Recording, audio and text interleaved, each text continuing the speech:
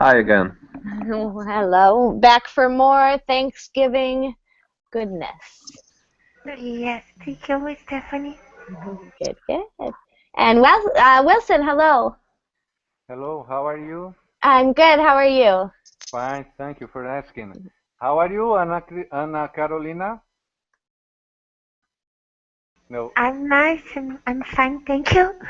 Okay. I'm happy to be in Stephanie's class Yes, I and know. with you all. We are all happy with Stephanie. You're too kind. You're too kind. A teacher's only as good as her students. Um, Welcome back. Let's see. You were all no Wilson. You were not with us the last hour. Don't worry. We just did a little reading about Thanksgiving. Hmm. Does anyone who was there want to just tell Wilson a couple facts about Thanksgiving?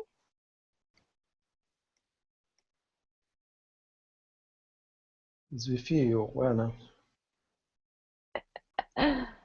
No, Eriton, please take the floor. Okay.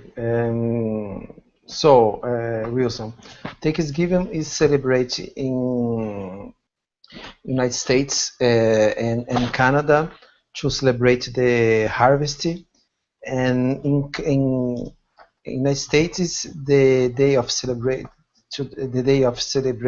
the Thanksgiving is today and 26th of November in a Thursday.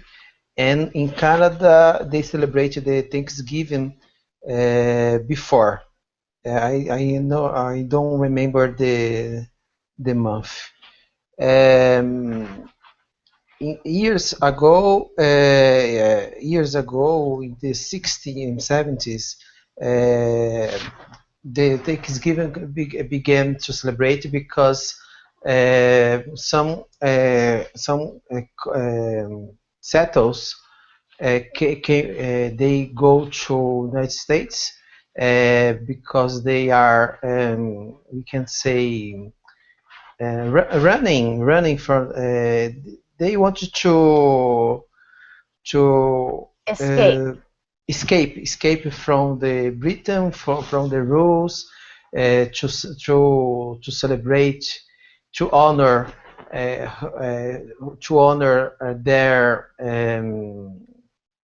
religion, and there they learn native from the natives how to hunt, how to grow the soil and many things. Great. Excellent. Well said. Good summary. Thank you, Wellington. And what's the relation with the Black Friday I'm waiting for? Oh boy, there's the real question. Good. Yeah, I was thinking about doing a Black Friday lesson tomorrow. I might set one up. One question, Stephanie. Tomorrow also is holiday or not? Great question. So tomorrow is sort of become a national unofficial holiday Okay. for shopping. So Black Friday, I don't even know when it started, but it wasn't a thing when I was a child. It didn't exist. Sometime, I guess around, I don't know, a decade ago, 15 years ago, it started.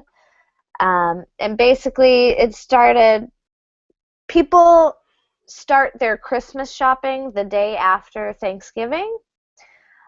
So companies started kind of using that and having sales the day after Thanksgiving. And then those sales started getting bigger and earlier to now where they start at midnight, and you can get some really big discounts. Uh, but it's kind of sad. Personally, I don't participate It's not worth it to be in the crowds to me.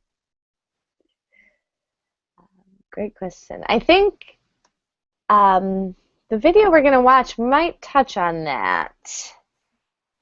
I'm not sure, but great question. I think not.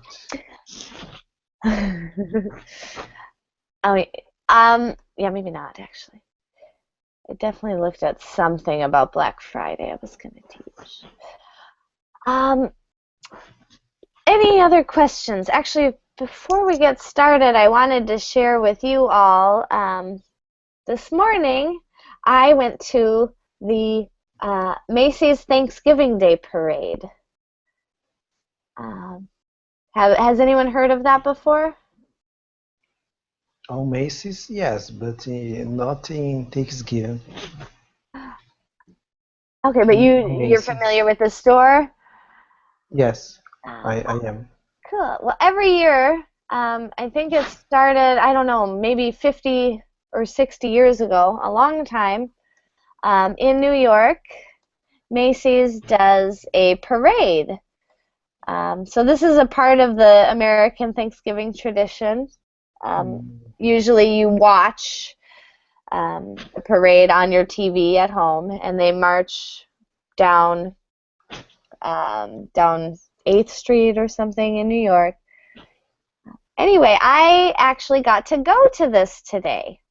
So I wanted to share with you all my photos. Uh-oh. I don't know how.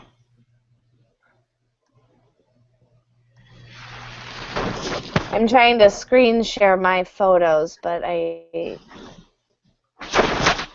can't screen share iPhoto, so I don't know how. Maybe I'll figure that out at the end. But anyway, it was very cool. Something that I'd seen on TV from when I was very young, and today I got to go see it in person. Is this your first time? Yes, first time at the Thanksgiving Day Parade. And it was very nice, really warm weather. Yeah. So it was beautiful. It was a really cool experience. I'll try to figure out how to share my photos with you all. But let's get started with our lesson. Okay, so this is a lesson I found on TED Ed. TED Talks, of course, are kind of great informative speeches. So they're good for listening in a foreign language and also learning something. This one is about Thanksgiving, and it's kind of a historical look at Thanksgiving. So we'll learn about the colonies and the first permanent colony and a few other things. But before we watch the video, we're going to preview with some questions. The website, I put the link in the chat if you want to follow there. But we're going to just preview these questions before watching the video. This will help us get familiar with vocabulary and prepare ourselves for what we are about to hear. Let's have you all, let's see. I'm going to have you all just read the question. I'll do the first one. We're just going to read the question. We don't know the answers yet. So the first question is, the United States of America was originally founded by white men and their families who traveled to a new land to escape religious persecution. And our answer choices are, that's true, at least for the small proportion of people who settled in what we now know as New England. That's true, but those men and women weren't the first people to visit what is now known as the United States. That's true, but more than the escape from religious persecution, the first successful colony was founded on the promise of wealth, Or D, all of the above are true? All right, so pretty challenging questions here. Are there any questions on the vocabulary or language in this question? No. All right, good. So we know it's true, but we're going to want to listen for more information. All right, second question. Let's see. Wilson, would you read our second question for us? Okay. Which colony was set up by Sir Walter Raleigh? The one that disappeared. What is that? Roanoke. Roanoke Island. Jamestown, the original successful colony. New England, all of it. The colony which is now known as Texas. Great, thank you. All right, so we're going to be listening for that name, Sir Walter Raleigh. Any questions on the vocabulary or language here? All right. Wellington, will you read our third one? Okay, and in 1618, the Henry Wright system started in Jamestown, Virginia. What was it? A recruiting strategy for new colonists, a promise of 50 acres of land to every person a settler paid to bring to the New World, a movement that enabled the creation of large states that were largely populated and maintained by indentured servants, all of the above. Great, excellent. So a lot of different concepts in this question, but let's look at indentured servants really quick. Indentured servants were not slaves, but they weren't much better. So they would be contracted to work for a period of time, 5 years, 10 years, and in that time they would get housing and food and very, very little pay or no pay. Very little pay. Usually. Not really funny history because I found out that about a year ago. I mean, I read about those kind of ships that coming of the first Americans, first colonists that come to the United States. What funny I noticed that on the second ship there were people from Poland, and of course they were protesting, which is quite common in our country that we always protesting about something. Yeah. Were they protesting were they coming over as servants, indentured servants probably? Actually, it is more about how the work looks like when they come. And someone told me that if you look at the words slave and Slavic, because Russian, Polish, Ukrainians are all Slavic, the roots of the word Slavic, of the word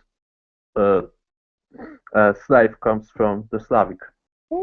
Interesting. Yeah, those words are very similar. I wonder if that's true. Yeah, because it probably exists in the word slave probably exists in different languages. Yeah. But I found out about it a year ago. There's not too many books about it. Fascinating. Yeah. I've never made that connection before. Yeah, thanks for sharing. Yeah, and I'm sure the Polish people had a big role to play in our unionization in the industrial era as well with the protesting. All right, thank you, Greg. Oh, wait, sorry, I just explained that one. Are there any other questions on the vocabulary or the meaning of this language?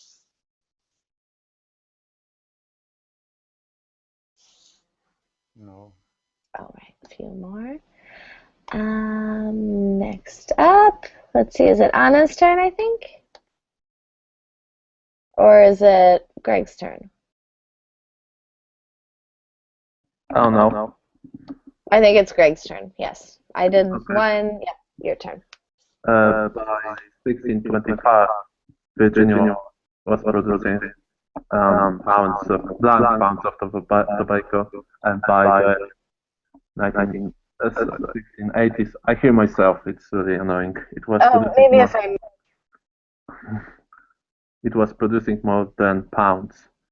200,000 pounds, 500 pounds, 1 million, 30 million, 200,000 pounds, 30 million, 500,000 pounds, 30 millions. All right, very nice. Good, nice work with those numbers too. So tobacco, very important to this era and to the history of the United States. All right. And Anna, will you take number 5, please? What was the second Chesapeake colony? Maine, Boston, Maryland, Virginia. Right. My history teachers would be sad to hear that I don't know the answer to that off the top of my head. Back to Wilson, question 6. Okay, who helped the Pilgrims that landed in Plymouth, Massachusetts? The Indians led by Esquanto, King James, the colonists in Virginia, none of the above. Great, good. And this, in the name, this Y gets a short sound, so it's Plymouth. Plymouth. And said Pilgrims, what is Pilgrims? Pilgrims are the original European settlers. And we picture them there. We always kind of picture them with these hats and buckles. But the original Europeans who came over were known as the Pilgrims. Good question. As opposed to the Indians. That's how you might distinguish them. Pilgrim, Indian. All right. And then our last 2 questions are open-ended. Do you celebrate Thanksgiving? List the 13 colonies in order from oldest to youngest. Boy, I'll be impressed if you can do that. Any other questions before we watch? No. Okay. Now this is a little bit of a longer video. I wasn't sure about really doing it, but I think it's a good video. We are going to watch it in the YouTube app, just so we can, I think it's better that way. I haven't done this in a while, so patience for a moment. So everyone will need to click on the YouTube app on the left. Yes.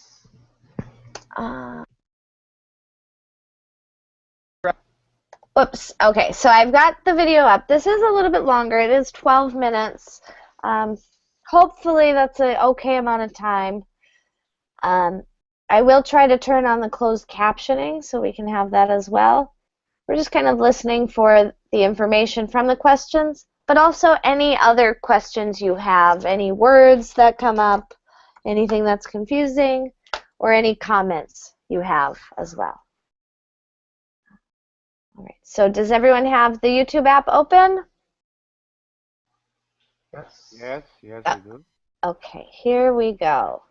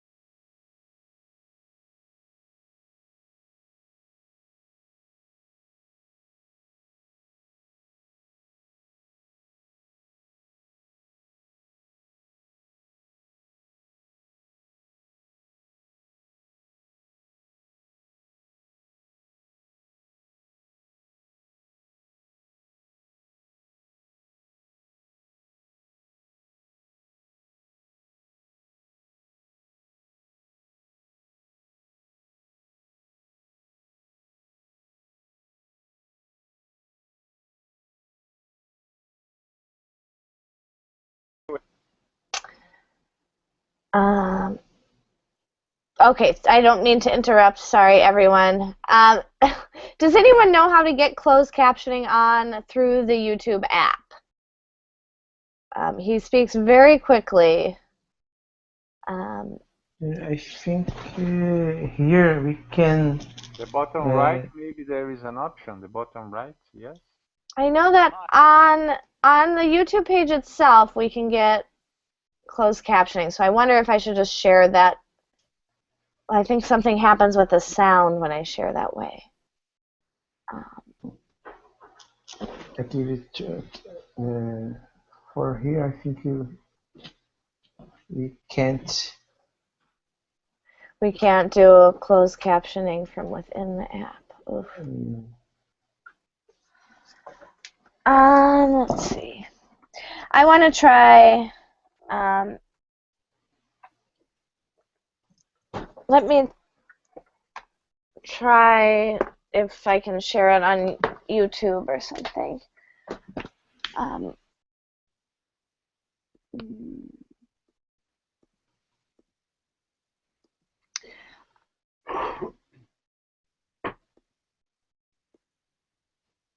Okay, just a second.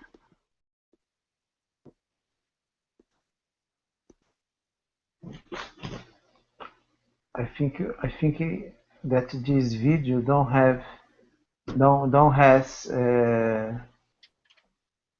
closed caption. It does on YouTube, but I don't know how this is gonna sound for you all. So I'm gonna try this, but tell me what happens with the sound. Hi, I'm John Green. This is Crash Course U.S. History, and today we're going to tell the story of how a group of plucky English people struck a blow for religious freedom and founded the greatest, freest, and baddest nation. Can you all hear it? I think it's okay. It's okay? Not really in my case. I don't know why. It's quite quiet, maybe. Maybe if I turn all my sound up and if I mute my mic as well, that might help. Also in the control room, you might be able to control your volume a little. Let's try this with the closed captioning. Let me know if it's not working, and we'll try something else. So let's see. The world has ever seen. These Brits entered a barren land containing no people and quickly invented the automobile, baseball, and Star Trek. And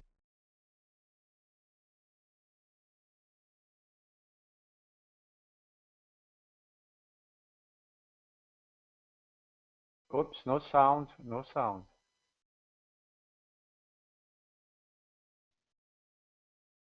Hello?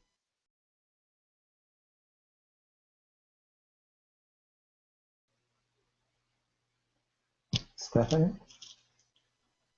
what we now know as New England. Yes. Pilgrims and Puritans, there's a difference. Hang on. Yes. Now it's okay, but at first no sound, just the subtitles. Okay, but just now did the sound start? Yes. Oh, maybe it was because of my muting it. I muted my mic. Maybe that was it. Weren't the first people or even the first Europeans to come to the only part of the globe we didn't paint over. In fact, they weren't even the first English people. The first English people came to Virginia. Off topic, but how weird is it that the first permanent English colony in the Americas was named not for Queen Elizabeth's epicness, but for her supposed chastity? Right, anyway, those first English settlers weren't looking for religious freedom. They wanted to get rich. So the first successful English colony in America was founded at Jamestown, Virginia in 1607. I say successful because there were two previous attempts to colonize the region. They were both epic failures, the more famous of which was the colony at Roanoke Island, set up by Sir Walter Raleigh, which is famous because all the colonists disappeared, leaving only the word Croatan carved into a tree.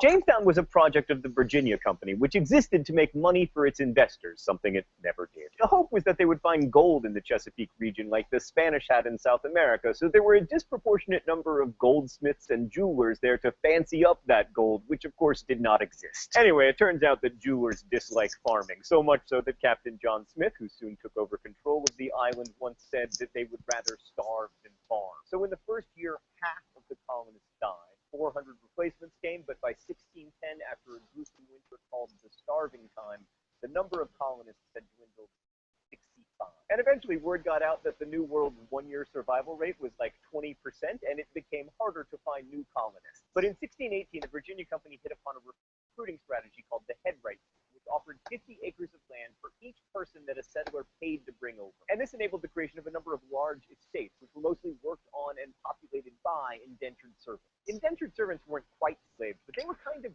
temporary slaves, like they could be bought and sold, and they had to do what their masters commanded. But after 7 to 10 years of that, if they weren't dead, they were paid their freedom dues, which they hoped would allow them to buy farms of their own. Sometimes that worked out, but often either the money wasn't enough to buy a farm, or else they were too dead to collect. Even more ominously, in 1619, just 12 years after the founding of Jamestown, the first shipment of African slaves arrived in Virginia. So the colony probably would have continued to struggle along if they hadn't found something that people really loved: tobacco. Tobacco had been grown in Mexico since at least 1000 BCE, but the Europeans had never seen it, and it proved to be kind of a thank you for the smallpox, here's some lung cancer gift from the natives. Interestingly, King James hated smoking. He called it a custom loathsome to the eye and hateful to the nose, but he loved him some tax revenue, and nothing sells like drugs. By 1624, Virginia was producing more than 200,000 pounds of tobacco per year. By the 1680s, more than 30 million pounds per year. Tobacco was so profitable that colonists created huge plantations with very little in the way of towns or infrastructure to hold the social order together, a strategy that always works out brilliantly.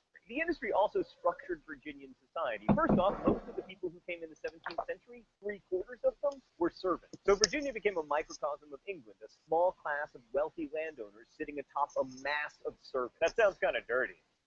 Mostly just. The society was also overwhelmingly male, because male servants were more useful in the tobacco field.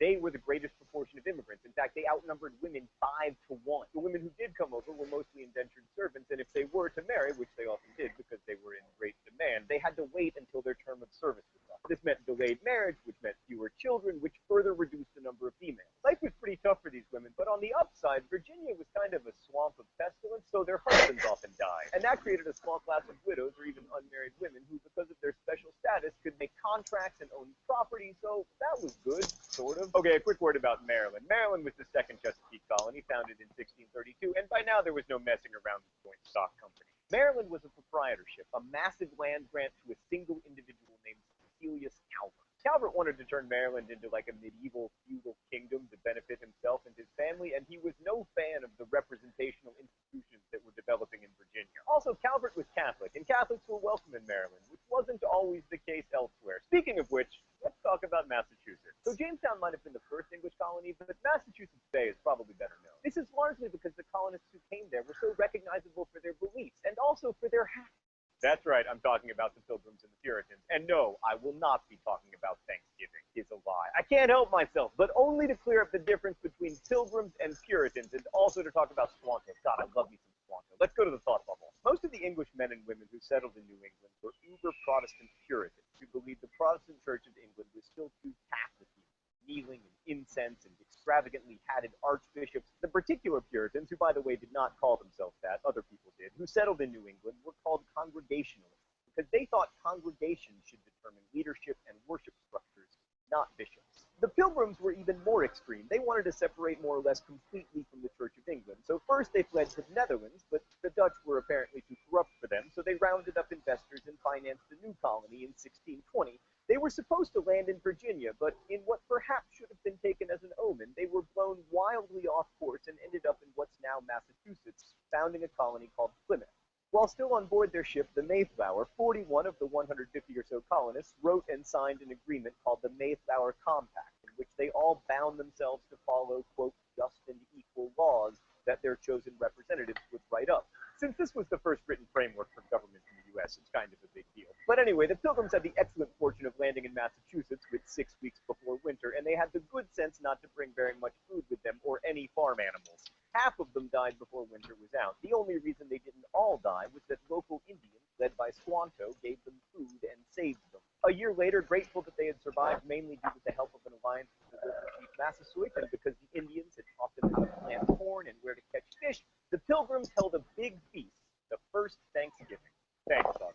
And by the way, that feast was on the 4th Thursday in October, as is celebrated in some of these green areas we call not America. Anyway, Squanto was a pretty amazing character, and not only because he helped save the Pilgrims. He found that almost all of his tribe, the Patuxet, had been wiped out by disease and eventually settled with the Pilgrims on the site of his former village and then died of disease because it is always ruining everything. So the Pilgrims struggled on until 1691 when their colony was subsumed by the larger and much more successful Massachusetts Bay Colony. The Massachusetts Bay Colony was chartered in 1629 by London merchants who, like the founders of the Virginia Company, hoped to make money. But unlike Virginia, the board of directors relocated from England to America, which meant that in Massachusetts they had a greater degree of autonomy and self-government than they did. Social unity was also much more important in Massachusetts than it was in England. The Puritans' religious mission meant that the common good was, at least at first, above the needs or the rights of the individual. Those different ideas in the North and South about the role of government would continue until now. Oh god, it's time for the mystery document? The rules are simple. I read the mystery document, which I have not seen before. If I get it right, then I do not get shocked with this shock pen. If I get it wrong, I do. All right. We must be knit together in this work as one man. We must entertain each other in brotherly affection. We must be willing to abridge ourselves of our superfluities. For the supply of others' necessities, we must uphold a familiar commerce together in all meekness, gentleness, patience, and liberality. For we must consider that we shall be as a city upon a hill. The eyes of all people are upon us, so that if we shall deal falsely with our God in this work we have undertaken, and so cause him to withdraw his present help from us, we shall be made a story and a byword through the world. All right, first thing I noticed, the author of this document is a terrible speller, or possibly wrote this before English was standardized. Also, pretty religious individual. And the community in question seems to embrace something near socialism, bridging superfluous for others' necessities. Also, it says that the community should be like a city upon a hill, like a model for everybody. And because of that metaphor, I know exactly where it comes from. The sermon, A Model of Christian Charity by John Winthrop. Yes! Yes! No punishment! This is one of the most important sermons in American history. It shows us just how religious the Puritans were, but it also shows us that their religious mission wasn't really one of individualism, but of collective effort. In other words, the needs of the many outweigh the needs of the few. But this city on a hill metaphor is the basis for one kind of American exceptionalism, the idea that we are so special and so godly that we will be a model to other nations, at least as long, according to Winthrop, as we act together. Lest you think Winthrop's words were forgotten, they did become the centerpiece of Ronald Reagan's 1989 farewell address. Okay, so New England towns were governed democratically, but that doesn't mean that the Puritans were big on equality or that everybody was able to participate in government, because no. The only people who could vote or hold office were church members, and to be a full church member, you had to be a, quote, visible saint. So really, power stayed in the hands of the church elite. The same went for equality. While it was better than in the Chesapeake colonies or England, as equality went, it was pretty unequal. As John Winthrop declared, some must be rich and some poor. Some high and eminent in power and dignity, others mean and in subjection. Or as historian Eric Foner put it, inequality was considered an expression of God's will, and while some liberties applied to all inhabitants, there were separate lists of rights for freemen, women, children, and servants. There was also slavery in Massachusetts. The first slaves were recorded in the colony in 16. However, Puritans really did foster equality in one sense. They wanted everyone to be able to read the Bible. In fact, parents could be punished by the town councils for not properly instructing their children and making them literate. But when Roger Williams called for citizens to be able to practice any religion they chose, he was banished from the colony. So was Anne Hutchinson, who argued that church membership should be based on inner grace and not on outward manifestations like church attendance. Williams went on to found Rhode Island, so that worked out fine for him. But Hutchinson, who was doubly threatening to Massachusetts because she was a woman preaching unorthodox ideas, was too radical and was further banished to Westchester, New York, where she and her family were killed by Indians. Finally, someone who doesn't die of disease or starvation. So Americans like to think of their country as being founded by pioneers of religious freedom who were seeking liberty from the oppressive English. We've already seen that's only partly true. For one thing, Puritan ideas of equality and representation weren't particularly equitable or representational. In truth, America was also founded by indigenous people and by Spanish settlers, and the earliest English colonies weren't about religion, they were about money. We'll see this tension between American mythology and American history again next week, and also every week. Thanks for watching. Crash Course is produced. All right. Get out of that. Okay, kind of a longer video and definitely a listening challenge. Yes. He speaks very quickly, um, more quickly than many speakers. And then the video is also edited together to cut out silent spaces. So, um, how was that, everyone? Was good. Lots of information. Of course, I I needed to watch it one, two, three times again. Yeah, definitely. So much information. Um, and as I was watching, a lot of it was new for me. A couple things I understood from history classes I've taken, but some things he was saying were totally new to me. And there was a lot that I missed as well. Um, so this is the type of thing that I would need to watch 3 or 4 times to really understand well. And that's as a native speaker. So um, challenging listening video. Let's see how we did. Um,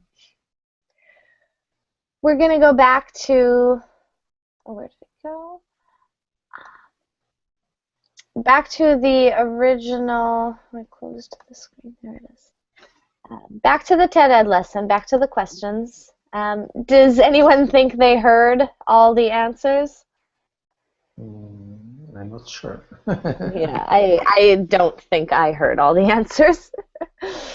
um, but hopefully between the 5 of us, we should hopefully be able to guess right. Put together what we know. So let's see. Let's go back and try. All right, let's have a volunteer read this one for us. Anna, would you want to read this one for us? You don't have to answer it, just read it, and then we'll. Okay, okay. The United States of America was originally founded by white men and their families who traveled to a new land to escape religious persecution. All right, great. So now we have 4 different answers, 3 of which say true. So true for the small proportion of people who settled in what we now know as New England. True, but those men and women weren't the first people to visit. Or true, but more than the escape from religious persecution, the first successful colony was founded on the promise of wealth. Or all of the above. Anyone want to take a guess on that? Okay, I think it's letter C. That's true, but more than to escape from religion persecution, the first successful colony was founded on the promise of wealth. All right, so 1 vote for C. Good. 2 votes for C. 2 votes for C. Yeah, see, I guess. All right, 3 votes, 4 votes for C, it looks like. I'm going to agree. I think this is true too. Those ones are tempting, but I think this is the best answer. Yeah. All right, that wasn't it. Should we do a video hint? So most Americans grew up hearing that the United States was founded by hasty English people who came to escape religious persecution. And that's true of the small proportion of people who settled in the Massachusetts Bay and created what we now know as New England. But these pilgrims and Puritans, there's a difference, weren't the first people or even the first Europeans to come to the only part of the globe.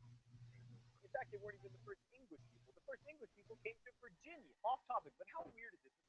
Okay. Yeah. Network. What do we think now?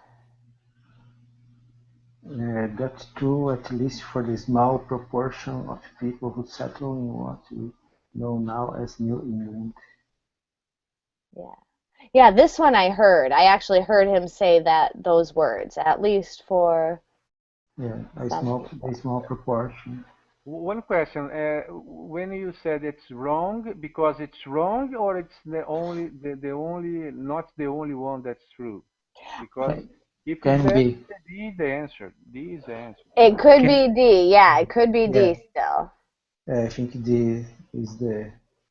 You think D too? All right, so Wilson and Wellington, we think D. Greg, Anna, what do you think? G was my first guess, but it was a shot in the dark. Okay, I would pick letter G. let's If pick it it. was I think so a too. test. I know I heard A, and I think I heard B too. So I think, and I know C is true as well. So D, correct. Very nice. If C is true, so letter D is the answer because more than one is true. Yeah, so C was true, but so was A and B, and so our answer, correct answer is B. Great, yeah, so they came for wealth. Wealth, they weren't the first people, and they did come for religious persecution, but also wealth. Interesting. All right, this one, I knew this was a misspelling. This is supposed to be Raleigh. I knew that. Sir Walter Raleigh. All right, did anyone hear this one? Which colony was set up by Sir Walter Raleigh? Jamestown. Jamestown? Yes, James. Yeah. All right. I didn't hear this one, but I think you guys are right.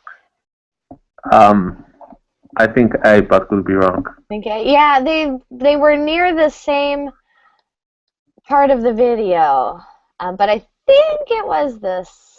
Let's see. Oh, no. All right, let's check our video hint. This is a nice feature. Successful because there were two previous attempts to colonize the region. They were both epic failures, the more famous of which was the colony at Roanoke Island set up by Sir Walter Raleigh, which is famous because all the colonists disappeared, leaving only the word Croatan carved into a tree. There it goes. Anyone hear it? No. It was just a couple seconds back. They were both epic failures, the more famous of which was the colony at Roanoke Island set up by Sir Walter Raleigh, which is... Yeah, the colony at Roanoke Island set up by Sir Walter Raleigh. Yeah. There we go. Correct. Very good. All right, next one. Let's see. Does someone... Greg, do you want to read this one for us? Okay. In 1618, the headright system started in Jamestown, Virginia. What was it? All right. And who heard this one? Was it a recruiting strategy? Was it a promise of land?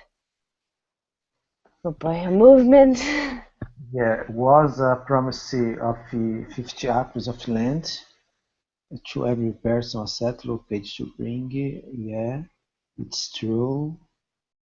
Yeah, recruiting in some ways a recruiting strategy for the new colonists. Mm-hmm. Seems like this is a recruiting strategy. Yeah. So this way, all the above. All right. So one vote for D sounds reasonable to me. Any other thoughts? Other votes? Anna D as well. I agree. You've convinced me. And I barely heard this answer. Correct. Very good. Nice listening. This was tough listening. I'm also just guessing here. Oh gosh, I have no idea on this one. I didn't even hear. The last I know 30 million. Oh, The first not. All right, so you know for sure it's 30 million. So it's one. It's got to be B, C, or D. Anyone? Did anyone hear this? I definitely did not hear this one. I think it's letter C, okay? I'm almost sure of that. Oh, okay. So 200,000, 30 million. I guess C. Right. I'm gonna go ahead and guess C because you probably heard better than I did. Let's see. Yay! Very good. Nice listening. Now, I always struggle with the numbers when I'm doing a listening activity. All right. This one, Wellington, will you read this one for us? Okay. What was the second Chesapeake colony? Was the second Chesapeake colony? Maine, Boston, Maryland, or Virginia? Whoa. I'm not sure, but I don't know. This is one of the only ones I think I heard for sure. Yeah, I'm voting Virginia. Virginia. Okay, one vote for Virginia. Other votes? Anyone else? Letter C, Maryland. Maryland. Anyone else? Maryland. Maryland again? I heard Maryland. So Okay. this is one of the only ones I think I heard. I didn't heard. Let's try it. Yes, very Correct. nice. All right, and our last multiple choice. Wilson, will you read that one for us? Okay, who helped the pilgrims that landed in Plymouth, Massachusetts? The Indians led by Squanto, King James, the colonists in Virginia, none of the above. I think the Indians lead by Squanto, letter A. Good. Anyone else? Any different thoughts? I agree with you. I agree. Hey. I agree as well. Excellent. Very good. 100%. A plus, everyone. Now let's see our bonus questions. This one we kind of talked about last time. This was more of a historical lesson than a real Thanksgiving lesson. I did, however, mark the part in the video where he talks about Thanksgiving. So I actually wanted to go back to that just for a second. It was right about here, 7 minutes. Oh, I have a thing on my screen that's not letting me jump forward. Escape.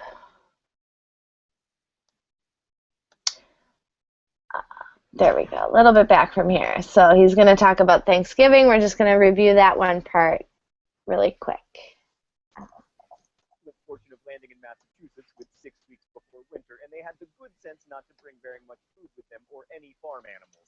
Half of them died before winter was out. The only reason they didn't all die was that local teams, led by Squanto, gave them food and saved them. A year later, grateful that they had survived mainly due to the help of an alliance with Massasoit, because taught them how to plant corn and where to catch fish, the Pilgrims held a big feast, the first Thanksgiving. Thanks, Thought Bubble. And by the way, that feast was on the fourth Thursday in November. Hang on. Okay, so this is what I wanted to read. I saw this pop up. Details. I couldn't read this when he was talking. There's just tons of language in this. Details about the 1621 Thanksgiving are actually pretty sketchy. The fourth Thursday in November date was set in 1941 by Franklin Roosevelt in an attempt to stimulate the economy. So that contrasts with what we read in the last class. Interesting. A little bit of different take of history from this guy. And the Black Friday came to stimulate again the economy. Yes, every year is stimulating the economy with Black Friday. I really do want to see when exactly Black Friday started. It can't have been more than 20 years ago. So, a lot of myth around this. The story of Thanksgiving is one of the American myths, one of the most celebrated American myths, or legends, I should say, legends, because it's based in truth, but it's been elevated to kind of a legendary status.